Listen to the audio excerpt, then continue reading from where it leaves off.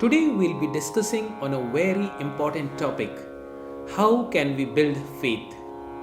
Faith is a dynamic process that's built on the basis of 5 principles summarized as HOPES, hopes. H for hearing, O for observing, P for practicing, E for experiencing, and S for sharing. Suppose a teenager suffers from an acute problem of pimples and hears from a friend of an effective lotion. Observing her friend's smooth skin, a seed of faith is planted in her heart. Next, she applies the cream on her own face and practices all the do's and don'ts. Once she experiences relief and her own pimples disappear, her faith increases. Finally, when she shares this treatment with her other friends and sees their transformation too, her confidence in the ointment grows even further. A faith in Scripture grows in much the same manner. It conforms to logic and personal experience. Therefore, it is called reasonable faith. Now, what is blind faith and what is reasonable faith? How do we know what is the difference? If you consider any person wearing a white coat to be a doctor, that is a blind faith. Similarly, if we accept without testing any gospel truth that claims to reveal God, that is blind acceptance. Conversely, to outrightly reject all bona fide doctors is also arrogant behavior. In the same manner, to dismiss scriptures and spiritual authorities without scientifically testing them is also blind faith. When we follow this process of HOPES logically, our faith becomes reasonable and verifiable.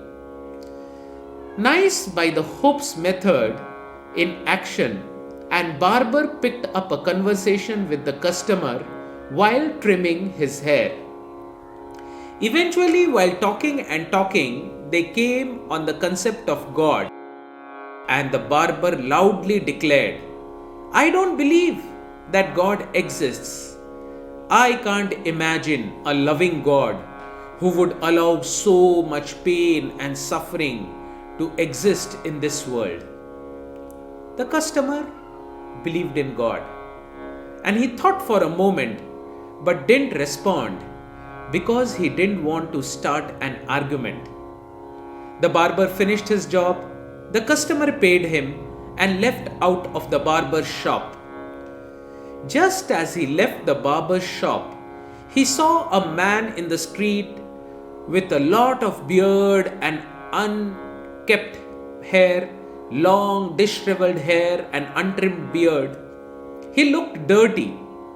The customer turned back and entered the shop again and said, "You know what? Barbers don't exist in this world." The barber laughed and said, "How can you say that?